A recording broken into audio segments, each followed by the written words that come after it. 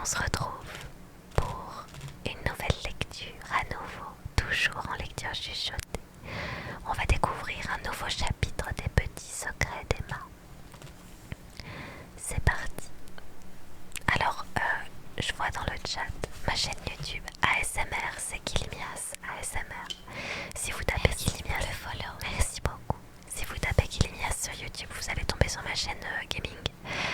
Donc ça sera pas du tout la même chose. Donc vous rajoutez ASMR après Kilimias. Merci beaucoup. Et vous avez ma chaîne YouTube. Allez, c'est par le follow. Merci. Merci pour le follow. Merci. Chapitre 23. Sauf que c'est impossible. Je ne peux pas oublier Jack, ni notre dispute. Les chapitres sont la suite de l'histoire ou plusieurs petites histoires. Alors, tous les chapitres sont la suite de cette histoire-là. Et tu peux retrouver tous les chapitres sur ma chaîne YouTube, Kilimias ASMR. J'ai fait une playlist spéciale de ça.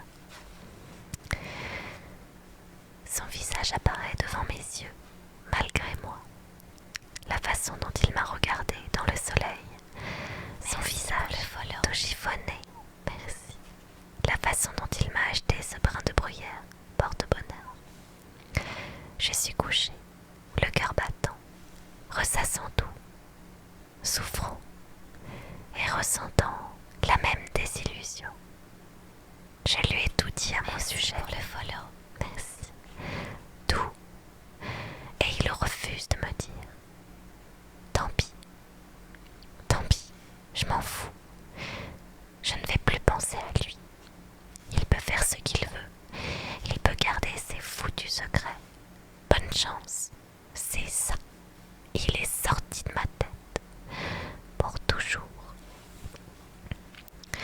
Je contemple le plafond, à peine éclairé, pendant un moment. Au fait, qu'est-ce qu'il a voulu dire par « c'est une telle tragédie si on connaît la vérité sur toi ». Il peut parler, il sait si bien parler, monsieur le mystérieux, monsieur le délicat et le compliqué. J'aurais dû lui dire, j'aurais dû lui dire. Le livre s'appelle « Les petits secrets d'Emma ». Non, arrête d'y penser. Arrête de penser à lui. C'est fini. Dans la cuisine, le lendemain matin, je suis résolue. Désormais, je ne vais plus penser à Jack. Finito. Fini. Terminé. Lizzie débarque, haletante, encore en pyjama, son bloc-notes à la main. Écoute, j'ai 3 théories. Comment? Fais-je surprise. Le grand secret de Jack. J'ai 3 théories. Seulement 3. Jemima fait son apparition en peignoir blanc, son carnet Smithson à la main. Merci pour le follow. Merci. Moi aussi pour le follow. Merci. J'en ai 8. 8, répète Lizzie vexée. Je ne veux entendre aucune de vos théories. Écoutez toutes les deux. J'en ai vraiment bavé. Alors respectez mes sentiments et laissez tomber. Elle me regarde sidérée et se concerte. 8, répète encore Lizzie. Comment tu en es arrivée à un tel chiffre? Merci pour le follow. Merci. Facile, mais je suis sûre que tes théories sont excellentes. Tu commences? D'accord. Primo, il va transférer toute la société Panthère en Écosse. Merci pour le follow. Merci. Il était là-bas pour tâter le terrain et il ne voulait pas que ça se sache. Secondo, il participe à une sorte de fraude. Merci pour le follow. Au niveau. Merci. Merci pour le follow. Merci. Quoi? Qu'est-ce que tu dis? J'ai relevé des cabinets d'experts comptables. Pour le follow. Merci. Qui ont vérifié les comptes de la Panthère. Merci. Et ils ont été mêlés à pas mal de gros scandales récemment. Ce qui ne prouve rien. Mais s'il est impliqué dans des transferts pas très propres.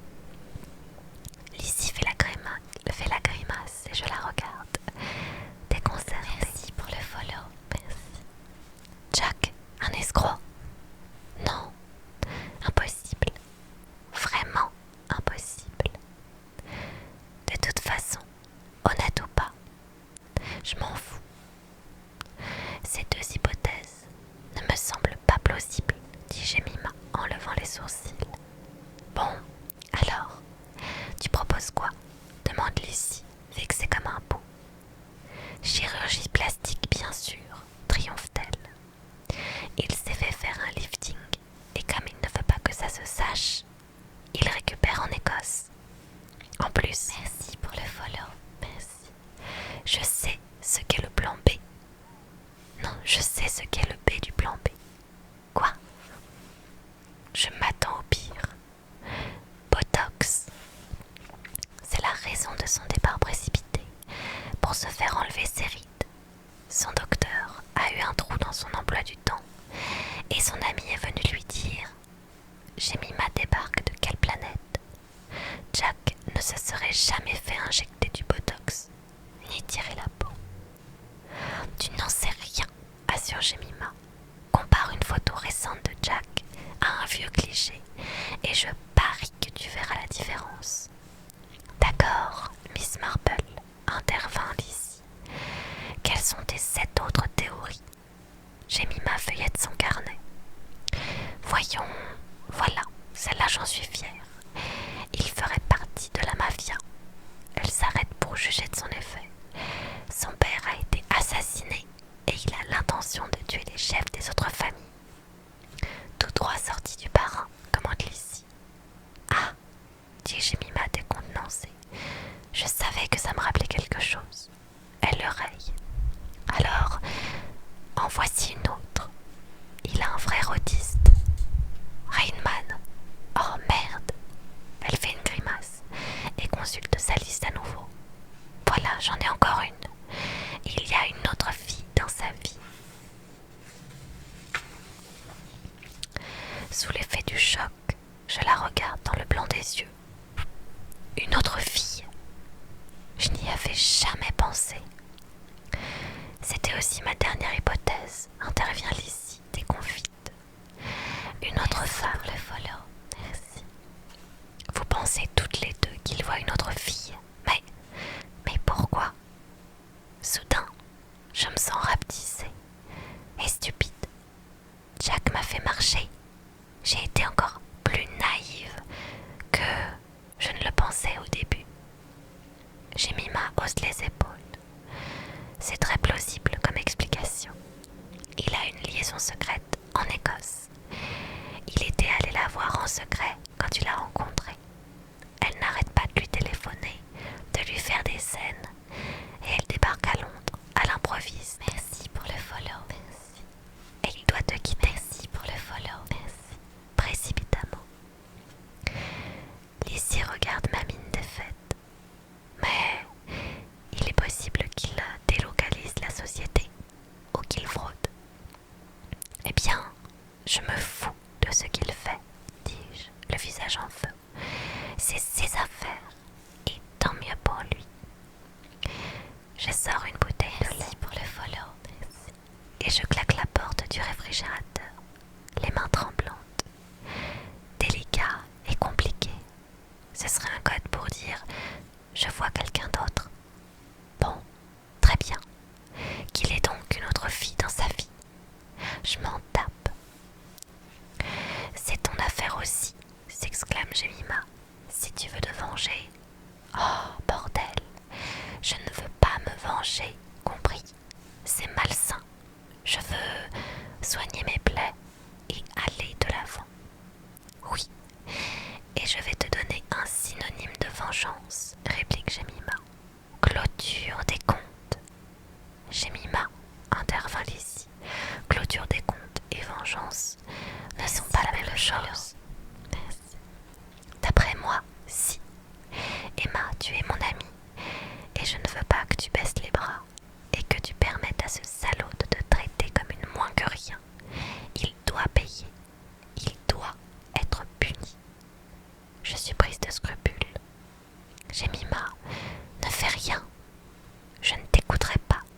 Je ne vais pas rester les bras croisés et te voir souffrir. C'est ça, la solidarité féminine. Oh, putain, j'imagine Jemima en train de fouiller les poubelles de Jack. Pour le follow. Merci. Dans son traiteur rose Gucci. Merci. Dans son tailleur rose Gucci. Ou de rayer sa voiture avec une lime à ongles. Jemima, merci pour le follow. Merci. Ne fais rien, je t'en prie. C'est ce que tu crois aujourd'hui. Mais plus tard, tu me remercieras. Sûrement pas, Jemima, jure-moi que tu ne vas rien faire de stupide. Elle serre les dents. Jure. D'accord. Merci pour le follow. Merci. Fais enfin Jemima. Les yeux au ciel. Merci pour le follow. Merci. Je le jure.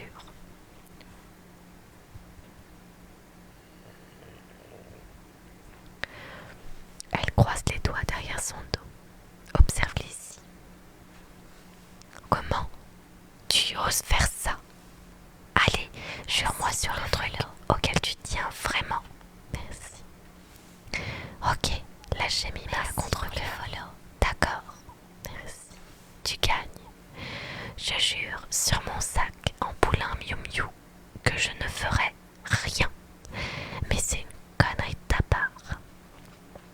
Elle sort lentement et je me sens mal à l'aise.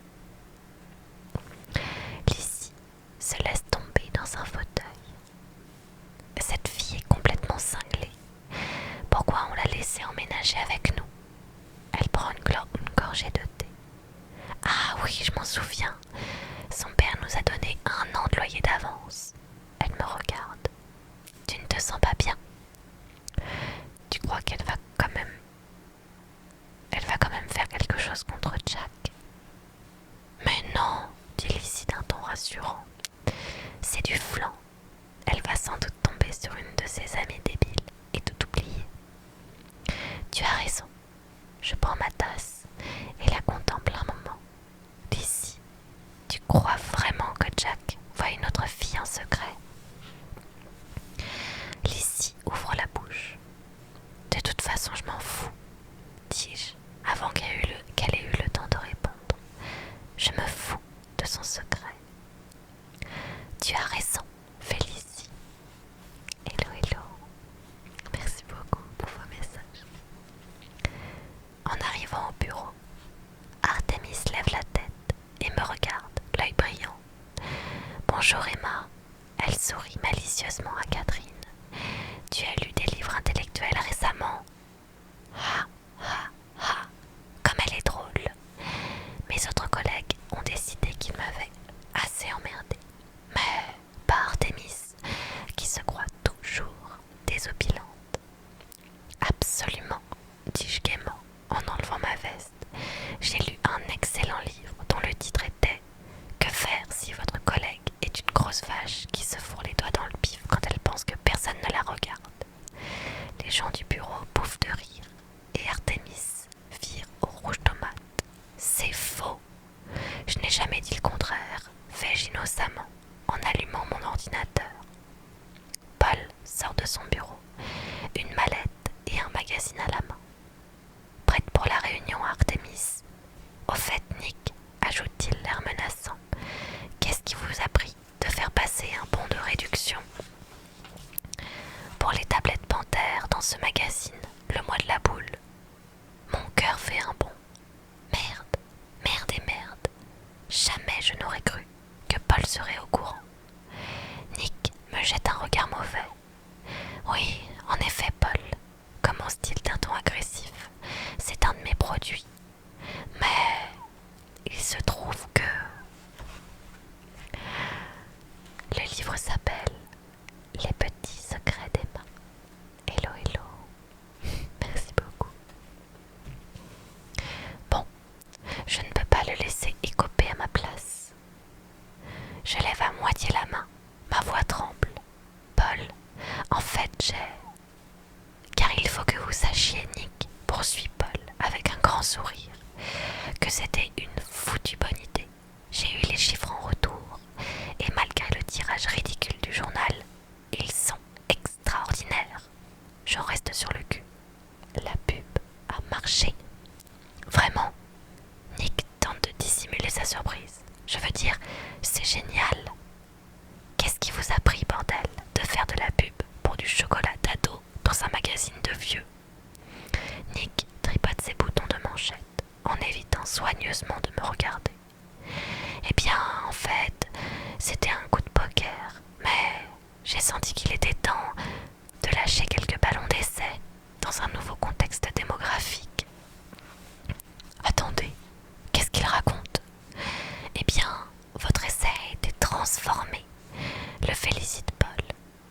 J'ai noté avec intérêt que ça coïncide avec une étude scandinave que je viens de recevoir. Passez plus tard à mon bureau pour en discuter. Avec plaisir. Vers quelle heure? Non, comment peut-il? Quel salaud! Je bondis sur ma chaise. Une minute, attendez, c'était mon idée. Comment? Paul fronce les sourcils. La pub dans le mois de la boule, c'était mon idée, n'est-ce pas Nick? Il n'ose toujours pas me regarder. Pour le follow. Merci. Peut-être qu'on en a parlé, je ne m'en souviens plus bien, mais il y a une chose que tu dois comprendre, Emma, c'est que le marketing est une affaire d'équipe. Ne me prends pas pour une conne, ce n'était pas une affaire d'équipe, c'était mon idée, je l'ai fait pour mon grand-père. Merde, je n'avais pas l'intention d'en dire autant. D'abord vos parents, maintenant votre grand-père, commente Paul. Emma, c'est la semaine de la promotion familiale. Non, juste, je rougis un peu sous son regard. Vous avez dit qu'on allait abandonner les tablettes Panthère et j'ai pensé lui donner l'occasion d'en stocker, à lui et à ses amis. J'ai essayé de vous le dire à cette grande réunion. Mon grand-père adore ces tablettes et ses copains aussi. À mon avis, on devrait axer les tablettes Panthère vers ce marché et non vers les jeunes. Silence. Paul a l'air vraiment surpris. En Scandinavie, ils arrivent à la même conclusion. C'est ce que cette nouvelle enquête révèle. Vous voyez bien. Vous voulez me dire pourquoi cette génération-là aime tellement les tablettes Panthère, Emma? Vous le savez. Il semble absolument fasciné. Bien sûr. C'est la zone grise, commence Nick. Les évolutions dans la démographie des populations de retraités sont responsables de... Pas du tout, fais-je d'une voix impatiente. C'est à cause... Je crois que grand-père va me tuer.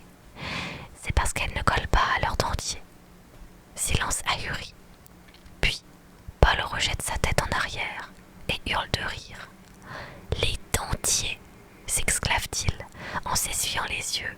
C'est vraiment génial, Emma. Leurs dentiers. Il bouffe à nouveau et je le dévisage, le sang à la tête. J'ai une étrange impression. Quelque chose bouge en moi, comme si... Alors, je peux avoir ma promotion. Comment? C'est moi qui ai dit ça. Le follow. À voix haute. Merci. Je peux avoir ma promotion, dis-je d'une voix à la fois tremblante et résolue. Vous m'avez dit que si je créais mes propres occasions, je pourrais être promu. Vous l'avez dit. N'est-ce pas ce que j'ai fait? Paul me fixe, pas les paupières, se tait. Vous savez, Emma Corrigan, finit-il par dire, vous êtes la personne la plus surprenante que je connaisse. Vous voulez dire que c'est d'accord? Silence dans le bureau. Tout le monde attend sa réponse. Oh, bordel de merde, dit-il les yeux au ciel. D'accord, vous l'avez, votre promotion. Heureuse. Mon cœur bat furieusement. Non, dis-je malgré moi. Autre chose, Paul. C'est moi qui ai cassé votre tasse Coupe du Monde. Quoi? Je suis vraiment désolée. Je vous en achèterai une autre. Je scrute le bureau. Tout le monde est ébahi. Et c'est moi qui ai bourré la photocopieuse une fois. En fait, à chaque fois. En ce qui concerne ses fesses, devant mes collègues médusés. J'avance jusqu'au tableau d'affichage et déchire la photocopie des fesses et du string. C'est mon cul et je ne veux plus le voir là. Je me retourne. Et Artémis, ta plante verte. Merci pour le follow. Merci beaucoup. Le livre s'appelle Les petits secrets d'Emma.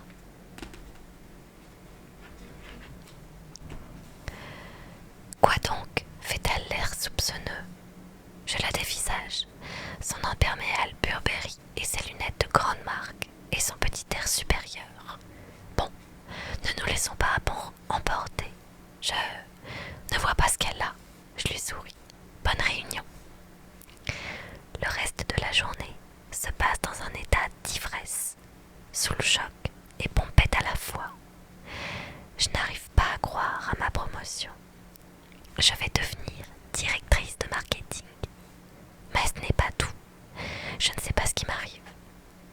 l'impression d'être une autre personne.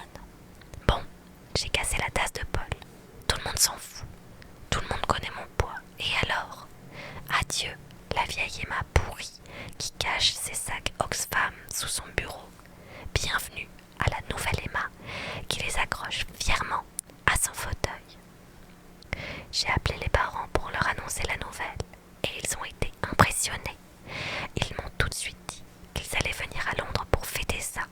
Puis, j'ai eu une longue et fructueuse conversation avec maman au sujet de Jack. Merci.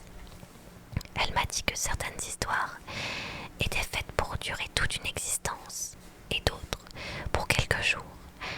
Et ainsi allait la vie. Puis, elle m'a parlé d'un type à Paris pour lequel elle avait eu le béguin pendant 48 heures.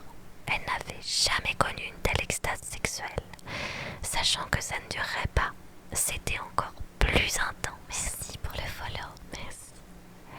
Elle a ajouté que je n'avais pas besoin d'en parler à papa. Waouh, je suis sur le cul. J'ai toujours cru que papa et maman, du moins jamais, eh bien, ça m'apprendra. Mais elle a raison. Certaines histoires ne sont pas faites pour durer. Jack et moi, nous ne devions jamais aller bien loin ensemble. En fait, je lui ai déjà réglé son compte dans ma tête. Je ne pense plus à lui. Mon cœur n'a bondi qu'une fois aujourd'hui, quand j'ai cru le voir dans un couloir. Mais je me suis vite remise. Ma toute nouvelle vie commence aujourd'hui. En fait, je m'attends à rencontrer quelqu'un de nouveau au palais de Lizzie ce soir. Du style avocat, grand et beau. Oui, et il viendra me chercher au bureau dans sa fabuleuse voiture de sport. Et je descendrai les marches du perron, les cheveux au vent, sans la moindre attention pour Jack, accoudé à la fenêtre de son bureau.